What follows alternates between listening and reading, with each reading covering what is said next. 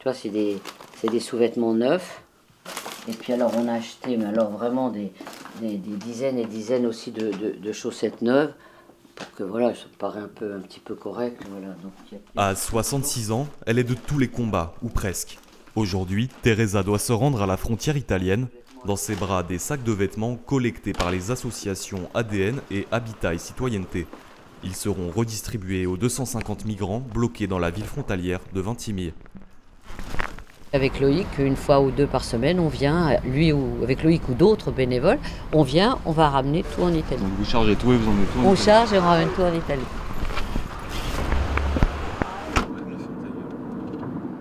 À une quarantaine de kilomètres de Nice, Ventimille. C'est ici, près de la gare, que sont pris en charge les migrants. Teresa dépose ses sacs de vêtements dans les locaux de la Caritas. L'association catholique se chargera de redistribuer les dons aux réfugiés. Mais la femme de terrain se heurte à un problème de stockage. C'est aussi ça, le quotidien d'une militante. On ne prend plus pour l'instant parce qu'on n'a pas l'emplacement pour stocker et on n'a pas les volontaires pour trier. Ce qu'elle nous demande, parce qu'elle reçoit beaucoup de choses, qu'on prépare nous des kits. C'est-à-dire qu'elle va nous donner ce qu'on met dans un kit, par exemple pantalon, un pull-over, un peu de les rasoirs, un peu d'hygiène. Et comme ça, si on les apporte déjà tout prêts, quand les migrants vont venir demander, elle leur a distribué parce qu'il manque un peu de bénévoles actuellement. La journée n'est pas finie pour l'infatigable dame en vert qui se rend maintenant à la gare de Ventimille. Ici, elle prend le pouls de la ville et peut se présenter à la cinquantaine de nouveaux migrants qui arrivent chaque jour. No, let's off this. You can take permission from us. Non.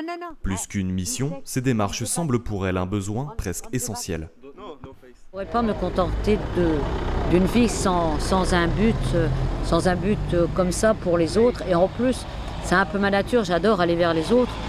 Et effectivement, forcément, je vais aller vers les migrants, vers les Roms ou les gens sans abri, sans rien, puisque personne ne s'en occupe. Le moteur de Teresa, c'est l'espoir et l'optimisme acquis grâce au combat qu'elle a déjà gagné.